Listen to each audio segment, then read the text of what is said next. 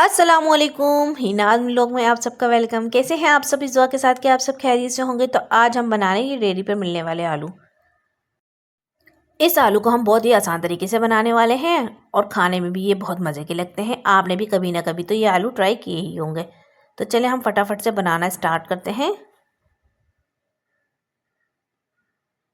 बिस्मिल्लाहिर्रहमानिर्रहीम। अच्छा, सबसे पहले मैंने आलू को बॉईल करने रख दिया था। इसमें मैंने नमक ऐड किया है और ऑरेंज फूड कलर। अच्छा, जब तक हमारे आलू बॉयल हो रहे हैं तो हम इसका मसाला रेडी कर लेते हैं। 2 टेबल स्पून मैंने धनिया पाउडर लिया है भर के।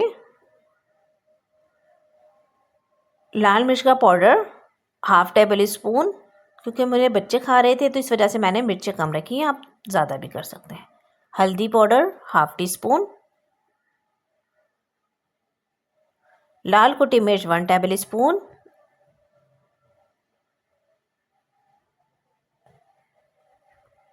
नमक आप अपने जायके के हिसाब से लीजिएगा।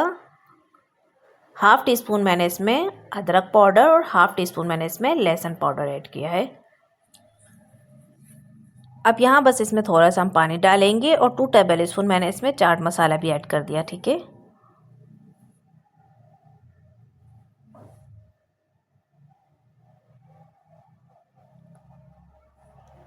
आलू हमारे बॉयल हो चुके थे और हमने उसे एक तरफ रख दिया था। यहाँ मैंने एक पैन में 2 टेबल स्पून ऑयल गरम किया है। इसमें डाला है 1 टेबल स्पून भर के ज़ीरा और 1 टेबल स्पून ही राई दाना।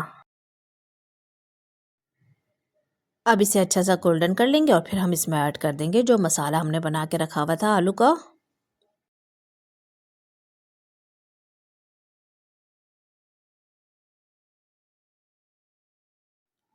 अभी इसी प्याली में मैंने 2 टेबल स्पून के करीब पानी ऐड किया और वो भी इसमें मिक्स करके इसमें डाल दिया था। ठीक है,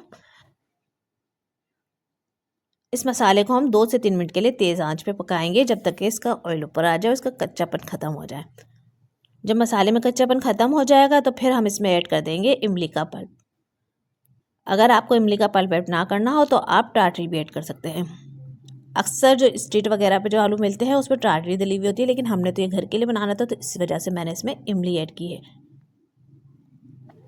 2 से 3 मिनट हम पकाएंगे और इसके बाद फिर हम इसमें 1 table spoon cornflour 1 table spoon पानी के अंदर मिला के वो ऐड कर देंगे।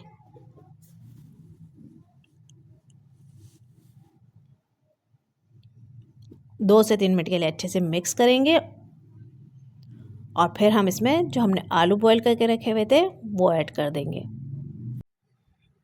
आलू को हम 2 से 3 मिनट के लिए मसाले में पकाएंगे और फिर इसको हम डिश में निकाल लेंगे। तो आप इस रेसिपी को ट्राई ज़रूर कीजिएगा और मुझे फीडबैक भी दीजिएगा।